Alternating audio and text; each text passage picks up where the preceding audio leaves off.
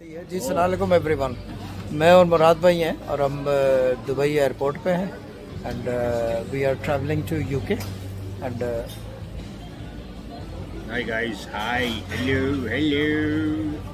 बाकी ये कि क्या कहते हैं आपको जैसे जैसे होगा ये यहीं पे फॉलो होगा, यहीं पे क्लिप बनेगी, यहीं पे सब कुछ होगा, जहाँ भी होगा यहीं होगा जो कुछ है, जहाँ पे ये वीडियो चढ़ेगी।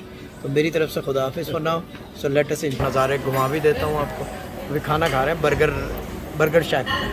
ये देख रहे हैं, मेरा हाथ भी नज़र आ रहा है। Asad, I'm coming to get you.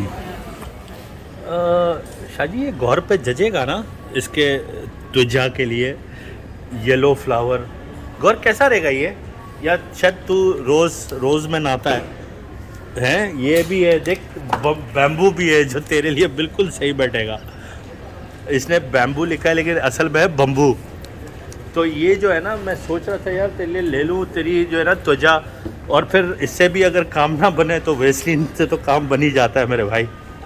देख ले, मुझे बता दे कि क्या, देख तू फिगर आउट कर ले कि अल्लाह भला करे बैम्बू भी है और वेस्लिन भी है। तो अब आप समझ गए होंगे मैं क्या कहना चाह रहा हूँ। आप सिर्फ हुक्म करें, ये देखें पहुँच जाएगा आपके पास।